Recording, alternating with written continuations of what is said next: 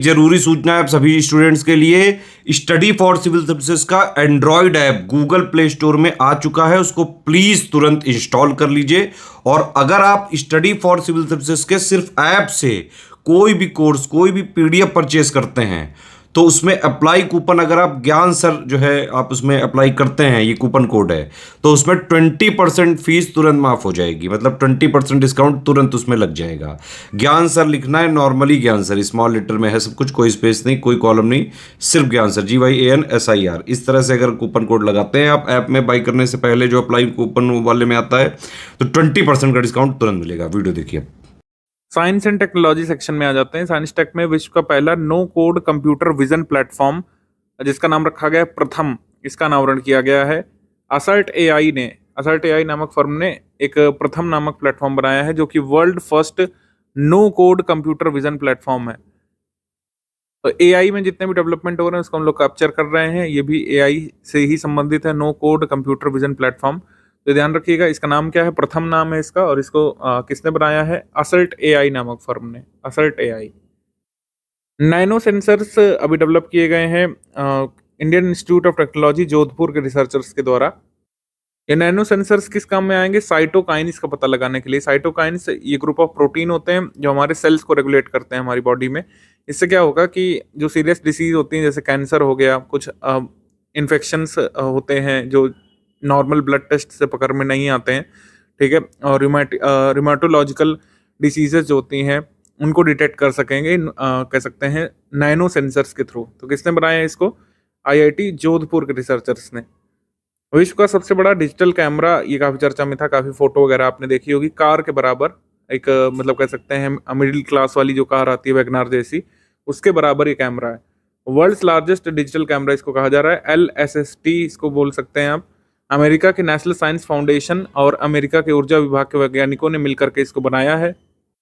ये 3200 मेगापिक्सल का कैमरा है। आपके मोबाइल फोन में, महंगे वाले मोबाइल में 100 मेगापिक्सल 200 मेगापिक्सल तक होगा, ये 3200 मेगापिक्सल कैमरा है। और चिली में मौजूद वेरा सी रूबिन ऑब्जर्वेटरी टेलीस्कोप में इसको इंस्टॉल किया गया है। डार्क मैटर, डार्क एनर्जी और जो गैलेक्सीज होती हैं हमारे सौरमंडल को स्टडी करने में ये हेल्प करेगा। 3200 मेगापिक्सल का ये कैमरा। अलग अलग देशों के जो फ्यूजन रिएक्टर है वो चर्चा में रहते हैं, जैसे जापान के पास एक रिएक्टर है, चाइना के पास है, तो कोरिया के पास भी है, साउथ कोरिया के पास। Korean institute of fusion energy, South Korea के वैज्ञानिकों ने, जो उनका न्यूक्लियर टोकमाक रिएक्टर है, फ्यूजन रिएक्टर जो बेसिकली होता है, फ्यूजन रिएक्टर क्या करता है, फिशन रिएक्टर फ्यूजन रिएक्टर में अंतर रहता है कि जो सन में जो प्रोसेस होती है न्यूक्लियर फ्यूजन की, जिससे एनर्जी बनती है, उसी को एमुलेट करके, उसी की नकल उतार करके एक्सट्रीमली हाई टेम्परेचर यहाँ पे सृजित कर सकता है, भले ही थोड़े समय के लिए। तो 100 मिलियन डिग्री सेल्सियस का टेम्परेचर अभी अचीव किया है साउथ कोरिया के इस फ्यूजन रिएक्टर ने, जिसको वो लोग आर्टिफिशियल सन भी बोलते हैं, ठीक है, कृत्रिम सूर्य भी बोलते हैं, क्योंकि जितना टेम्परेचर सूर्य में जनरेट होता है वो लोग इस फ्यूजन रिएक्टर में जनरेट कर लेते हैं, ठीक है। मतलब 48 सेकंड के लिए इन्होंने 10 मिलियन डिग्री सेल्सियस का टेम्परेचर जो है प्राप्त कर लिया था। विश्व का सबसे शक्तिशाली लेजर का अनावरण अभी किया गया था। रोमानिया के एक अनुसंधान केंद्र ने अभी जो है 2018 के नोबेल भौतिकी पुरस्कार विजेता जेरार्ड मोरो के आविष्कारों पर आधारित विश्व का सबसे शक्तिशाली लेजर का अनावरण यहाँ पे किया था। ये चब्ड पल्स एम्पलीफिकेशन तकनीक पर आधारित है। चब्ड पल एम्पलीफिकेशन तकनीक, इसका अनावरण किस मतलब नोबेल 2018 में किया गया था, अगर आपको याद हो। जेरार्ड मोरो और डोना स्ट्रकलैंड ने यही चब्ड पल्स एम्पलीफिकेशन को शो किया था, जिसके लिए भौतिकी में नोबेल इन्हें मिला था। इथेनॉल 100 फ्यूल लॉन्च कर दिया गया है, हरदीप सिंह पुरी ने इसको लॉन्च किया। इथेनॉल 100 5 राज्यों में इसको शुरू में रोल आउट किया गया है, महाराष्ट्र, कर्नाटक, उत्तर प्रदेश, नई दिल्ली, तमिलनाडु। 183 ऐसे केंद्र जहां पर इथेनॉल 100 प्राप्त किया जा सकता है। इथेनॉल 100 सोच रहे होंगे आप कि 100% इथेनॉल है, ऐसा नहीं है। यहाँ पे ध्यान रखिएगा कि इथेनॉल 100 में जो इथेनॉल है वो 92 से 93% ही है, ठीक है। बाकी क्या है, मोटर स्पिरिट है, मोटर स्पिरिट है 4-5%,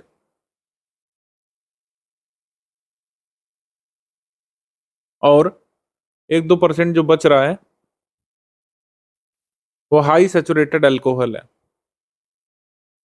तो ये है इथेनॉल 100। इथेनॉल 100 का आशय ये है कि जो नॉर्मल पेट्रोल यानी गैसोलीन जिसको हम लोग बोलते हैं, उससे करीब 63% लेस एमिशन होता है। 63% लेसर एमिशन जो है आपको देखने को मिलता है, उत्सर्जन CO2 का। अगर इसको डाल के अपनी गाड़ी चलाएंगे। अब आपके मन में आ रहा होगा कि क्या हम अपनी गाड़ी में डला सकते हैं स्प्लेंडर, पैशन और इन सब में? नहीं।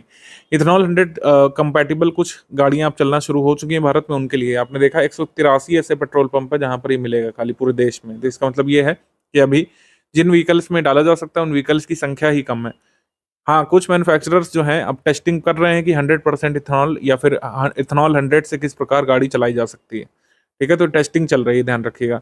मैं आपको फिर से बता दूं कि आपके एग्जाम में इसी से कंफ्यूज करेंगे कि इथेनॉल 100 क्या है। इथेनॉल 100 कंटेन्स 100% इथेनॉल, तो ये गलत हो जाएगा। इथेनॉल परसेंटेज कितना होता है? 92 से 93% होता है, ध्यान रखना है।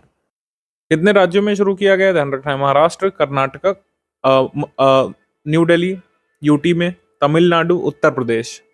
स्पेस एक्स द्वारा टाटा एडवांस सिस्टम्स लिमिटेड का TSAT-1A उपग्रह सफलतापूर्वक लॉन्च किया गया है। इसको क्या कहा जा रहा है? India first privately build sub metre resolution surveillance satellite. India first privately build sub metre resolution surveillance satellite जो है ये लॉन्च किया गया है।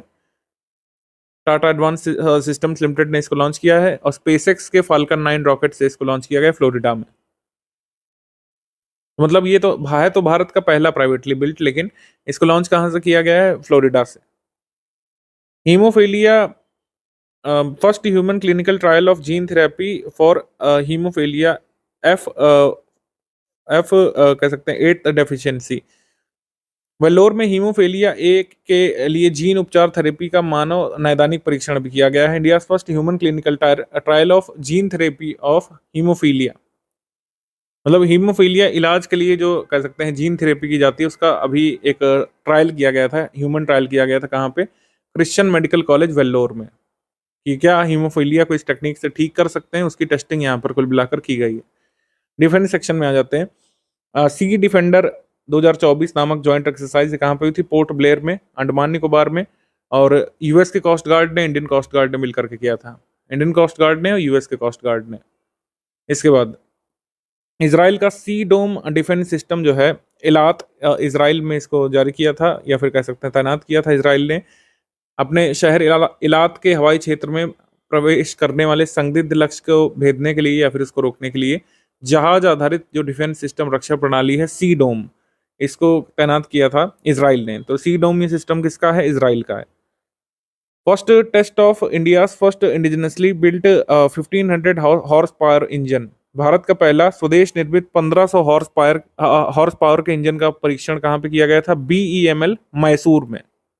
अब 1500 हॉर्स पावर का जो इंजन है, जाहिर सी बात है बड़े चीज़ों में इस्तेमाल किया जाएगा। कहाँ पे इस्तेमाल किया जाएगा? टैंक्स में, युद्धक टैंकों में इसका इस्तेमाल किया जाना है, बैटल टैंक्स में। सबसे हल्का बुलेट प्रूफ जैकेट अभी कहाँ पे बनाया गया है? कानपुर उत्तर प्रदेश में। कानपुर उत्तर प्रदेश में जो है DRDO का डिफेंस मटेरियल और स्टोर रिसर्च और डेवलपमेंट एस्टेब्लिशमेंट जो है DRDO समर्थित, इन्होंने बनाया है lightest bullet proof jacket of India. देश का सबसे हल्का बुलेट प्रूफ जैकेट अभी कानपुर में बनाया गया है DRDO की फैसिलिटी में, और ये जो है लेवल 6 तक का जो एमिनिशन है उसको उससे बचा सकता है। Portable Igla S air defence system, Igla S man portable air defence system, जिसको मैन पैड्स कहा जा रहा है, ये हमने किससे प्राप्त किया है? रशिया से प्राप्त किया है। ठीक है। तुर्की का 5वें जनरेशन का पहला लड़ाकू विमान अभी जारी किया गया है, जिसका नाम क्या रखा गया है? KAAN। ये टर्की का first 5th generation national fighter aircraft है।